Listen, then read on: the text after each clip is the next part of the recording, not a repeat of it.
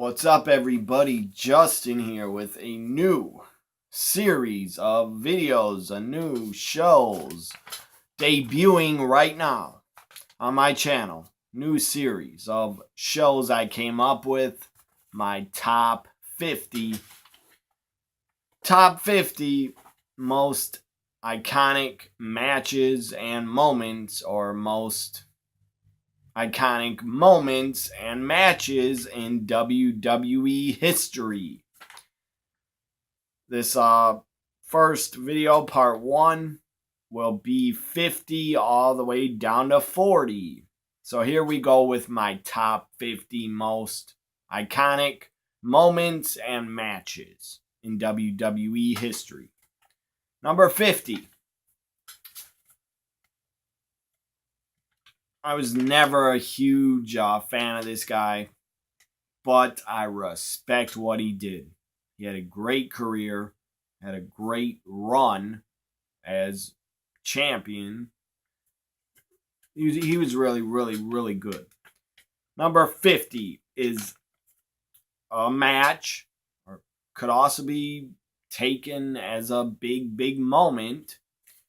Number 50 is when Bret the Hitman Hart, defeated Ric Flair to win the WWF title for the first time. October 1992. I hope I don't get the name wrong of the town. It was in Canada. It was not televised. It was on a Coliseum home video release. I believe it's in Saskatchewan, Canada. Saskatchewan. Hope I said that right. If I didn't, and anybody in Canada is watching my show, I apologize. I'm not from Canada. So I'm sorry if I got the name wrong of the town. But Bret Hart made history, became the first WWE at the time, WWF superstar at the time. He was the first to become a Grand Slam champion. The first ever to become a Grand Slam champion. He was tag champion, intercontinental champion. And then, as I said, in October 1992, he defeated Ric Flair and became WWF champion. So it was a good match, but it was a better moment. Number 50, Bret Hart defeats Ric Flair in October 1992 to become the first ever Grand Slam champion. Now, many guys have done it, and I don't even know if they call it the Grand Slam champion anymore, or Triple Crown champion, whatever. Many have done it. Stone Cold, Shawn Michaels, Triple H, Seth Rollins, a lot of Jericho. A lot of guys have done it. So, number 49 on my top 50 most iconic moments and matches. Number 49 is a March. I think it was March. Maybe it's February. Anyways, it was during the Attitude Era. It is controversial. Maybe a lot of people, a lot of fans won't like that I'm putting this on my top 50, but it's my top 50. Make up your own. Number 49 it was a shocking moment. I wouldn't say it was a big moment, because it wasn't, but it was shocking, and it was a moment I will always remember. It was when Trish Stratus was forced by Mr. McMahon to bark like a dog, get on her knees, crawl around like a dog, and bark and take her clothes off. Basically, look, the Attitude Era 2001 was a long time ago. Long time ago. I was 17 years old at the time, so I loved it, what I was seeing. I was a fan of it. I'm a male. I'm a straight male. So, of course, I'd be a fan of that. But Now it is a different era. You could never ever get away with that. You could never do that, and I wouldn't want to see it done ever again. I mean, it was denigrating, definitely to women, kind of denigrating to Trish, and kind of a slap in her face. But she agreed to do it because she knew at the end of after she would do that, and at the end of the storyline, everything would pay off because she got her revenge on Mr. McMahon. So the whole storyline, it was pretty good. Trish was having an affair with Mr. McMahon, and then, of course, she turned on him at WrestleMania 17. So number 49, again, they can never, no wrestling company could get away with doing it in 2019. Those days are over of denigrating women and demeaning women. Those days are over. And thank God they're over. But at the time, I marked out for it. So it is on my top 50 because it was an iconic moment. And I can still remember it in my head. The one thing that was really funny about it, I haven't watched this on the network, I don't think. But I don't think it would be edited out. What Paul Heyman said on commentary, said the show's in Washington, D.C., and when Trish was told to take her shirt off by Mr. McMahon, as he said, take your shirt off, take it off now. And the crowd popped, but seriously, the crowd was probably like 95% guys. Seriously, back then. There were barely like any kids in the crowd. And not many females either. Back in 2001. Not that many. So anyways, the crowd popped. Paul Heyman on commentary. I thought it was really funny. He goes, hey mom, I came to Washington, D.C. and I'm going to get to see Bush. Oh, Paul Heyman. That was funny as hell. He says, hey, Mom, I came to Washington, D.C., and I'm going to get to see Bush. Because Trish was taking her clothes off. If you don't get the Bush meaning, well, that's your problem and your fault. I thought it was really funny that Paul Heyman said that, and I laughed. So number 48, WrestleMania 12 Iron Man match. First ever Iron Man match in WWF history, WWE history. First ever Iron Man match at WrestleMania 12. It was really iconic. Really iconic moment and match. That's number 48. Number 47 is after or during the finals of the WWF Championship Tournament, during the finals where The Rock turned heel. At Survivor Series 1998, The Rock goes corporate, becomes a corporate champion, and joins forces with the corporation and Shane McMahon and Mr. McMahon. The fix was in all along. I mean, Shane McMahon was a referee for the match, and he was a ref for other matches. And the fix was in. The Rock was picked, was the chosen one as a corporate champion. And that was really good. Really good. Number 47, The Rock goes corporate at Survivor Series 98. And before the finals, The Rock was getting cheered a lot as a babyface. And then in the finals, when he turned heel, and when they screwed Mankind, the fans did not like that.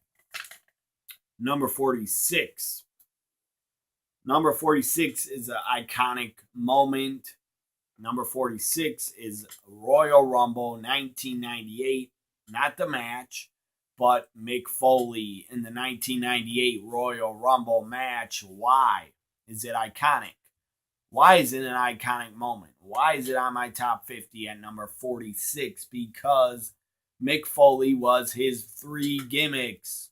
He was Dude Love, he was Cactus Jack, he was Mankind in the same Rumble. Epic, iconic moment, number 46 in the three faces of Foley in the 1998 Rumble. That was really awesome. He took up 3 spots, but it was still awesome. Number 45,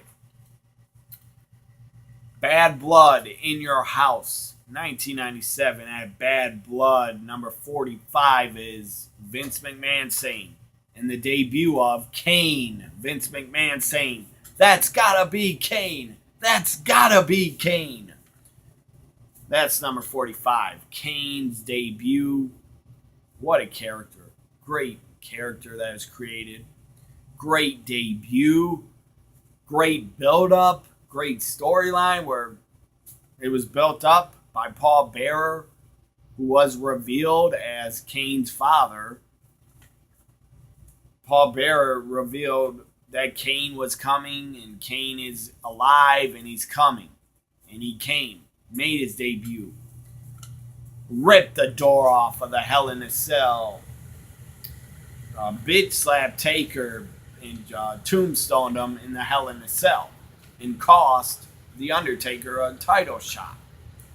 So number 45 is That's Gotta Be Kane, and Kane's debut at Bad Blood 97. Number 44 is Kane again. Number 44 is when Kane became WWF champion for one day. At the King of the Ring 1998, Kane wins the WWF title.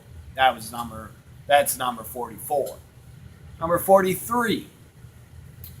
Number 43 is this is, by the way, my top 50 most iconic moments and matches. Number 43 is a series of matches two icons had. Two legends. Two franchises of two different companies in the 80s. Ric Flair was Mr. NWA. Hulk Hogan was a franchise of WWF. In the early 90s, they finally met when Ric Flair came to WWF. So number 43 is the series. I believe they had 2 matches that were televised. 2 matches in 1991. At the end of 1991, the 2 matches Hulk Hogan and Ric Flair had from Madison Square Garden. One of them was in October 91. The other one was in December 91. Both at Madison Square Garden between Ric Flair and Hulk Hogan. I've seen these matches on DVD releases, and I think on the network. I thought they were good. They were good enough to main event WrestleMania 8. I thought they were pretty good. So anyways, number 43 are the 2 matches in 1991 Hulk Hogan and Ric Flair finally had and finally hooked it up in Madison Square Garden. I still believe, and I will always say and believe, that Hogan Flair should have main evented WrestleMania 8. I don't get why it didn't. Number 42. Number 42, Edge and Christian and the Hardy Boys have a ladder match at No Mercy 1999. The Hardys, Edge and Christian have an epic first ever tag team ladder match. No Mercy 99. It was really good. That's my number 42. Number 41. By the way, this is my top 50 most iconic moments and matches in WWE history.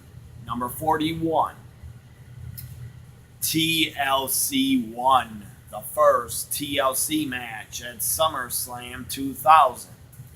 It was damn good. It was a car wreck. It was a car crash. I thought it was great. It was between the Dudleys, Edge and Christian, the Hardys. It was iconic and fantastic. That's number 41, is the first TLC match at SummerSlam 2000. Now number 40, to end this part 1. Number 40 is TLC 2. TLC 2. At WrestleMania 17, I thought it was great.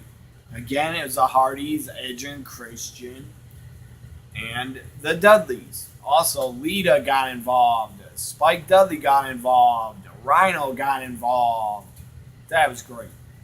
Also, not just TLC 2 is number 40, but Jeff Hardy. Jeff Hardy getting speared off the top of the fucking ladder. Guy was like 15, 12, 15. I don't know how high up he was, but he was up high. Jeff Hardy speared. He was hanging from the belts. Edge went up the giant ladder, and Edge spears Jeff Hardy out of the almost out of the roof, out of midair. Edge spearing Jeff Hardy at WrestleMania 17. That is an iconic image and moment in WWE history and WrestleMania history. So number 40 is TLC 2 and the spear that Edge delivered to Jeff Hardy off the ladder. And Hardy just went crashing down. What a bump. Sick bump both of them took. So I hope you enjoyed this part 1 of my top 50 most iconic moments and matches in WWF, WWE history. This was part 1. Many, many more parts to come. Part 2 will be number 39, probably down to number 30. So, hope you all enjoyed it. Bye for now.